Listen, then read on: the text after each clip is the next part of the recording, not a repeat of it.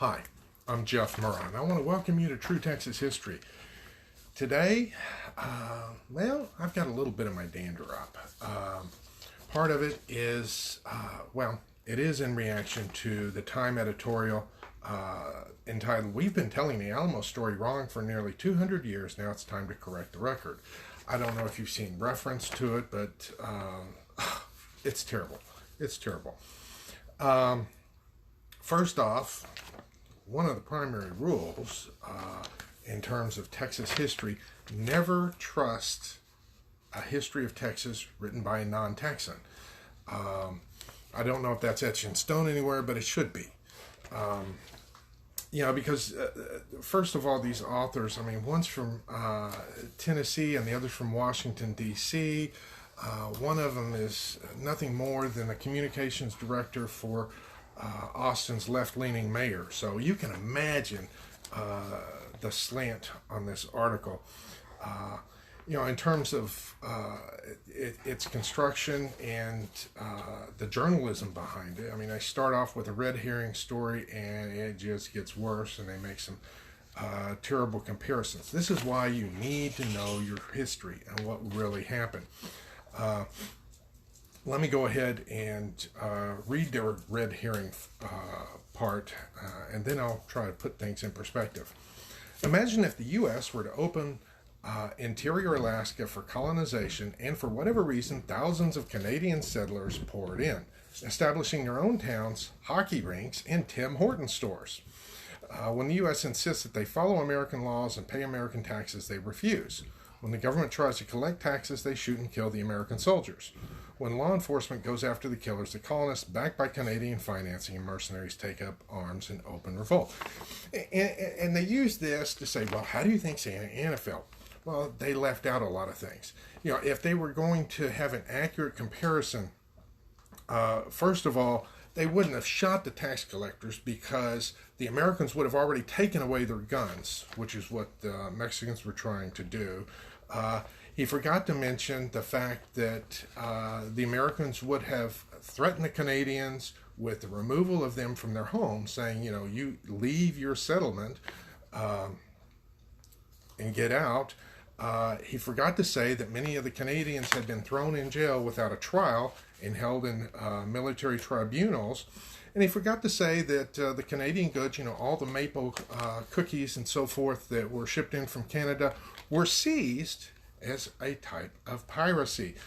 At least if you add those pieces, you get a more realistic picture. These guys didn't study their history, because the thing is, the people in Texas, first of all, they were Mexican citizens. Second of all, they were loyal to the Constitution of 1824, which gave them rights as citizens, and they wanted these rights respected. It was only when the law of 1830 came along that things changed, because that's when, back in 1824, Mexico needed people in Texas. They needed a buffer. They wanted people to come in and settle. It wasn't just Americans. People from the American states, Georgians, Alabamans, Tennesseans. It was also Irishmen and people from other countries. They forget to mention that.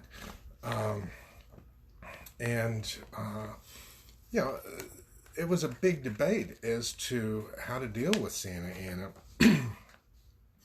But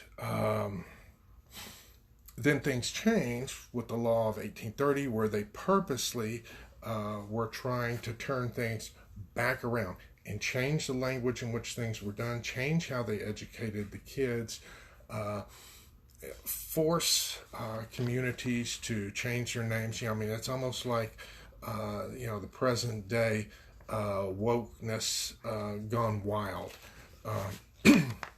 And they had to face that type of thing. There were also embargoes. People were threatened. People were thrown in jail. The other day I just talked about the Anawite disturbances, where people were thrown in jail without trial because they spoke out. These types of things are not mentioned or taken into context. Neither was the fact that Santa Anna had a vicious reputation for being a womanizer, a liar. He talked about being fascist. The man took over all religious institutions and dissolved the state legislature. He refused to meet with the Texans prior to them having to take action, and they were literally under a threat of expulsion or death. This is the way it was. And Santa Anna had already shown with the whole Zacatecas affair in his previous episode in San Antonio with the Gutierrez-McGee expedition survivors, where women were put into forced labor and raped, and they left a few things out, and many of these people remembered the viciousness of Santa Anna and had good reason to take action. And they make a lot of other allegations, saying the battle should have never been fought. Well, maybe it shouldn't have been fought there, but they felt as though this was a good position to go ahead and fight because that fort had more cannons than any other fort west of the Mississippi. Keep that in mind. It was the most fortified position in the whole North American continent west of the Mississippi. It makes sense to fight there. And they had plenty of cannon, and part of the reason why Santa Anna attacked when he did in full force, one of the ladies managed getting out of the Alamo. She told Santa Anna how few men that they had, and that gave Santa Anna the impetus to go ahead and use his forces to take the Alamo.